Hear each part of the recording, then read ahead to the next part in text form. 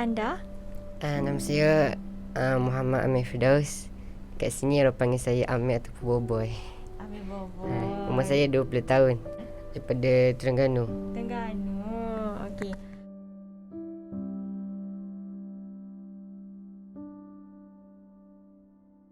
Actually saya nak kata tak nampak terus tu taklah. Cuma nampak sikit-sikit macam warna boleh lagi nampak.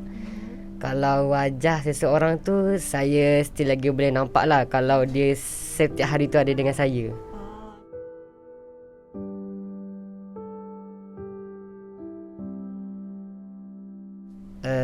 Saya punya sakit penglihatan saya sejak daripada lahir lagi.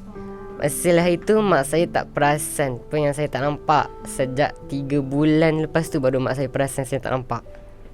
Macam tu.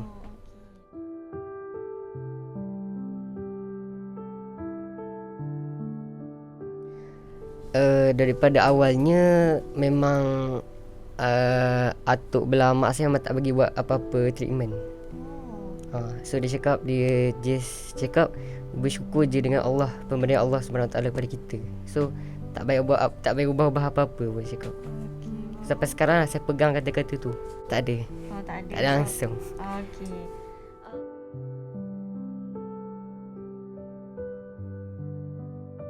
Saya titikkan dalam diri saya pendidikan sebab cita-cita saya nak jadi cikgu. Cikgu. Amir nak jadi cikgu apa? Bahasa Melayu ataupun kaunseling lah kalau boleh. InsyaAllah kita doakan tau. InsyaAllah, amin.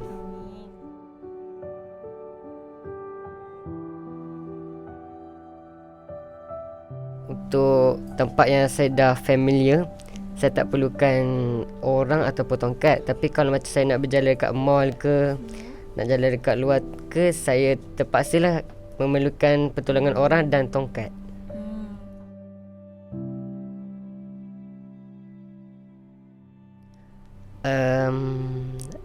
Sebenarnya banyak je yang saya tak boleh buat, tapi saya tak jadikan tu masalah pun. Kalau orang ajar saya, bolehlah saya buat benda tu.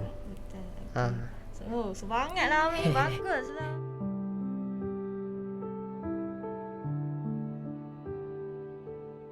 Disebabkan saya lagu tu saya tak familiar, saya harap orang awam bolehlah bantu saya untuk jalan, tunjukkan saya tempat kat mana nak daftar tiket, untuk tunjuk saya mana tempat saya nak main pada tiket tu. Macam tu lah.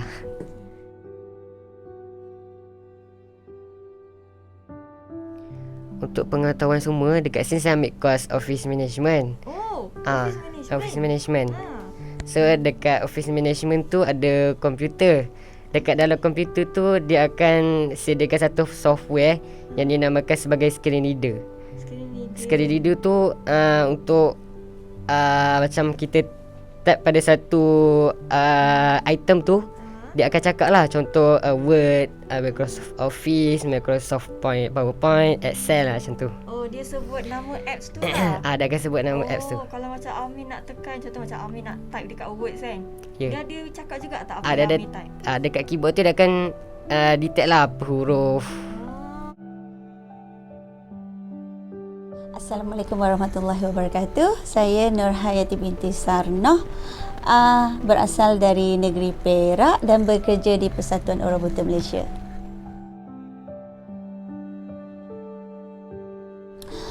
Masalah saya bermula daripada tahun 2000. Saya didapati ada penyakit Steven Johnson Syndrome, dan penyakit tu adalah daripada alergik alahan ubat. So waktu tu saya tengah study dekat UiTM Shah Alam, sama kos dengan korang juga, saya sukan. Dan lepas tu bila saya balik daripada Gunung Ledang tu, ikut join GPMS UiTM ya. Lepas tu bila balik tu, seminggu selepas tu saya demam yang sangat-sangat panas. Dan bila doktor cek, ia berpunca daripada pil yang saya ambil untuk daki sana. Nama pil tu ialah Fansida dan Chloroquine, dan sekarang ni saya seumur hidup alergik dengan sulfa base. Sekarang ni saya cuma pakai ubat tu untuk melembabkan mata saya. Kalau untuk follow up ke doktor, saya dah tak, melainkan certain case yang macam contoh saya rasa mata saya sakit, ada sampah ke, rasa pedih ke apa ke, mungkin bulu mata saya tumbuh cucuk ke dalam dan doktor perlu cabut, baru saya pergi jumpa ke doktor. Untuk sekarang ni saya cuma on tu je lah ubat tu untuk lembabkan mata saya, sebab mata saya very dryness eye lah.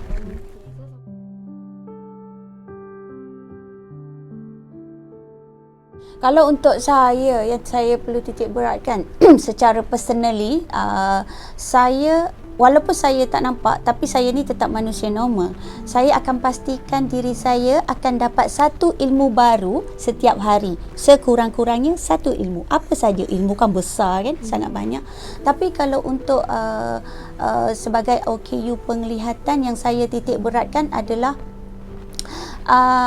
bagaimana untuk saya membantu masyarakat, terutamanya OKU penglihatan dari segi pendapatan, untuk menjana ekonomi mereka. Contoh macam sekarang saya bekerja sini, saya memberi ilmu dengan harapan supaya mereka bila keluar, mereka boleh menggunakan ilmu yang saya ajar untuk diorang bekerja. Ataupun apa-apa sahajalah, macam saya pun ada ajar keusahawanan juga, jadi saya nak mereka, saya akan cari something, saya cubalah supaya mereka boleh menggunakan ilmu yang saya bagi itu.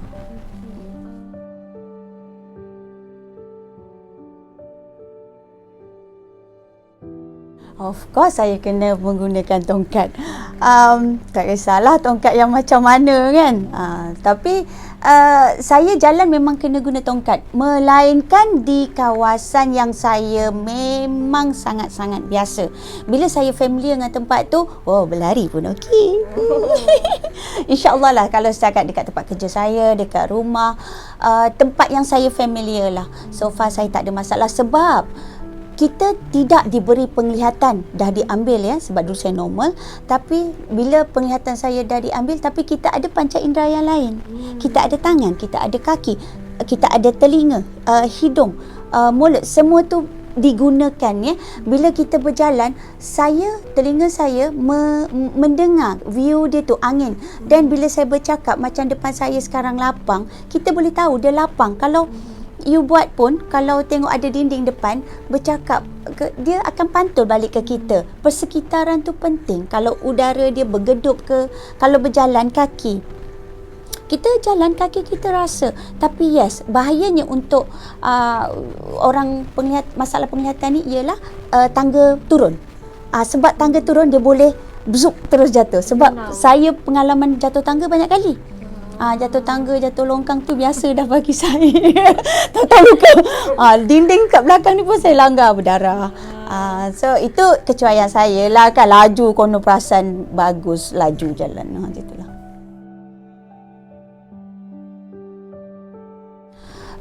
Bagi saya, kita kena sentiasa berfikiran positif. Setiap hari kita akan ada negatif. So kita kena buang. Yes, of course. Masalah saya ialah saya ada masalah bila nak membaca dalam bentuk normal punya buku dan gambar, membaca biasa, saya memang ada masalah. Itu memang masalah utama saya.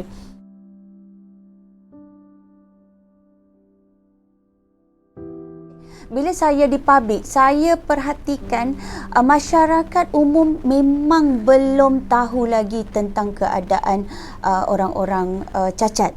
Tapi kita orang buta, so orang buta. Sedangkan itu macam ni, promosi, pengiklanan tentang awareness, tentang masyarakat ni, tentang masyarakat buta ni, diorang masih tak tahu, sangat-sangat kurang. Contoh, jalan tu sebenarnya untuk laluan orang buta kan. Siapa-siapa yang perasan ada laluan yang macam warna kuning ke ataupun warna silver, dia ada macam gerigi ke, itu sebenarnya adalah laluan untuk orang buta. Tetapi mereka jalan dekat atas tu, dan kalau orang buta tu jalan TikTok, ada yang tak nak ke tepi, ada. So benda tu tak ada. dan lagi satu, ada yang parking motor dekat atas tu. Dan macam mana orang buta nak jalan? Ada yang jatuh ke tepi sebab dia nak elakkan daripada motor, daripada parking kereta dekat sekeliling. Sebabnya pengetahuan tentang orang buta tu kurang, sangat-sangat kurang. Sama jugalah dengan OKU lain. So kemudahan facilities tu kurang. Tapi kalau untuk masyarakat umum tu, kalau jumpa orang buta tu, kalau nak tolong, jangan terus pegang tongkat dia. Bagi salam, say hi, say hello, apa-apa sajalah. Jangan terus pegang, takut mereka terkejut. Sebab ragut dah banyak juga. Jadi bagi salam, contoh, hello cik, puan, tuan, apa-apa sajalah. Offer diri untuk membantu, boleh saya tolong? Dan kalau dia setuju, dan mungkin proceed, boleh pegang. Kalau pegang di mana-mana, orang buta dia kena pegang di siku ataupun di bahu. Okey, bukan di tangan, bukan di tongkat. Kalau pegang tongkat sama seperti awak yang ada mata, orang tutup mata awak untuk berjalan. Tongkat tu adalah pengganti mata bagi orang buta. Saya ajar terapi dan juga keusahawanan. Cara saya mengajar, saya lebih praktikal, secara praktikal. So teori 20%, 80% adalah pembelajaran dari segi praktikal. Sebab mereka memerlukan sentuhan dan juga contoh yang kita perlu tunjuk. Kalau teori, kita ajar, kita tunjuk, kita terangkan, walaupun kita bagi nota, mereka tak faham selagi kita tak tunjukkan. Tapi yes, teori memang penting untuk pemahaman lah. Bila kita dah terangkan, dan sebab itu kita perlukan 80% untuk praktikal, sebab kita perlu sentuh dia. Dia sentuh kita. Dia sentuh benda tu. Dia kenal macam mana dia nak recognizekan benda tu dengan cara menyentuh. Itu sebab saya kata praktikal 80% saya buat. Majulah sukan untuk negara. Pahitkan hidup dan pengorbanan terpaksa dihadapi demi kejayaan. Ini terus ke sini. Ini nama khusus melintang. Sebab di sini kita punya undi Melangkah tak